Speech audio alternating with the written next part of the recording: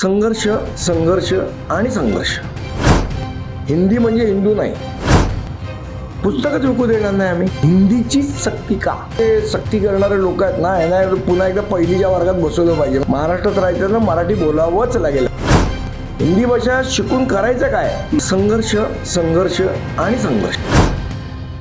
शालेय शिक्षणामध्ये हिंदी भाषेची सक्ती करण्यात आली आहे. मात्र ज्या राज्यामध्ये हिंदी भाषेची सक्ती करण्यात आलेली आहे त्या राज्यामध्ये अनेक पक्ष आहेत, ते सध्या आपल्या मातृभाषेवरून लढा देताना पाहायला मिळत आहे. आणि त्यातीलच एक पक्ष म्हणजे महाराष्ट्र नवनिर्माण सेना, आणि या पक्षाचे नेते संदीप देशपांडे आपल्यासोबत आहेत. त्यांच्याशी आपण बातचीत करणार आहोत. खरं तर मराठी भाषा ही आपल्या महाराष्ट्राची मातृभाषा आहे. मराठी भाषेचा लढा सुद्धा झाला होता. प्रत्येकाला मराठी भाषा यावी यासाठी अनेक खरं तर उदाहरणं सुद्धा समोर आहेत. मात्र अशा स्थितीमध्ये महाराष्ट्र जसजसा पुढे चाललाय तसतसं मराठी भाषेचं स्तर तो कमी झाला असं वाटतंय. कारण दुसरी गोष्ट, सरकारच आता म्हणत आहे की शालेय शिक्षणामध्ये असेल हिंदी भाषेची सक्ती ही झाली पाहिजे.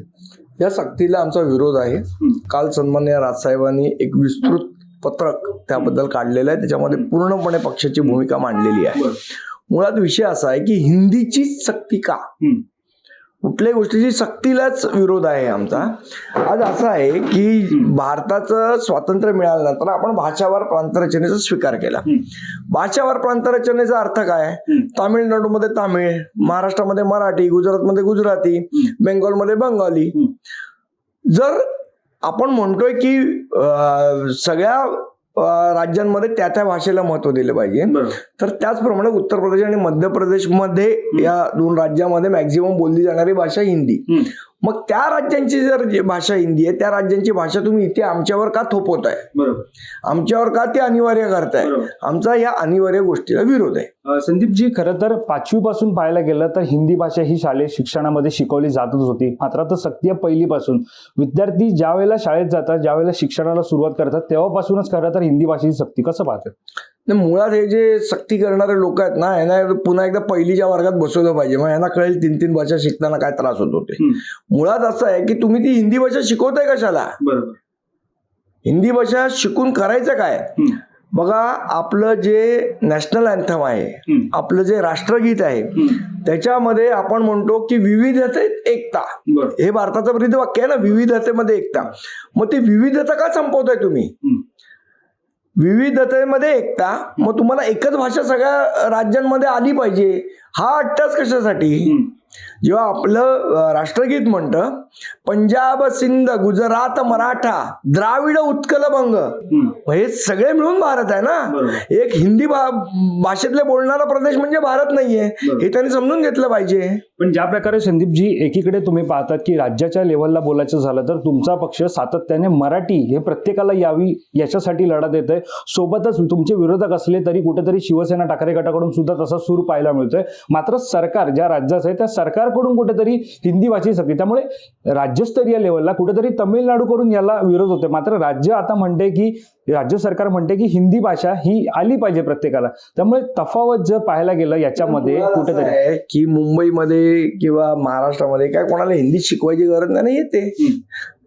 हिंदी पिक्चर बघतो आपण, येते ना. भाषेला विरोध नाहीये, सक्तीला विरोध आहे. निश्चितच ज्या प्रकारे तुम्ही काही मुद्दे सुद्धा उपस्थित केले होते, आज खरं तर बैठक सुद्धा झालेली आहे. या बैठकीमध्ये नेमकं आता सगळं या पार्श्वभूमीवरती काय ठरलंय?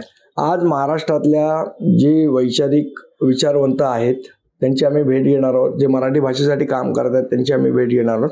आणि या सगळ्यांना एकत्र करून या गोष्टीचा विरोध करण्याचा आमचा मानस आहे. निश्चितच तुमचं एक पोस्टर सुद्धा पाहायला मिळतं ज्याच्यामध्ये आम्ही हिंदू आहोत, आम्ही हिंदी नाही आहोत. म्हणजे नेमकं आता म्हणायचं काय? नाही, काय आहे, हिंदूंनी एक झालं पाहिजे, हिंदूंनी एक झालं पाहिजे, असा एक काय तुम्हाला नॅरेटिव्ह तयार केलं जातं. त्यांना आम्हाला सांगायचं की हो, आम्ही हिंदू आहोत पण आम्ही हिंदी नाही आहोत. हिंदी म्हणजे हिंदू नाही. मराठी बोलणारा पण हिंदू आहे, गुजराती बोलणारा पण हिंदू आहे, तामिळ बोलणारा पण हिंदू आहे, कन्नड बोलणारा पण हिंदू आहे.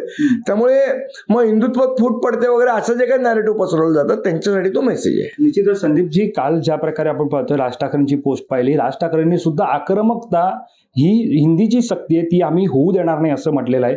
त्यामुळे आता सरकारकडून GR निघालेला आहे. खरं तर सरकारचं GR म्हणजे पुढे ही सक्ती आता लागू झाली असंच मानलं जातं. पण आता जर सरकारने तुम्ही ज्या मुद्दे मांडलेले आहेत त्यांचा जर विचार नाही केला तर पुढचं मनसेचं पाऊल काय असणार आहे? संघर्ष संघर्ष आणि संघर्ष.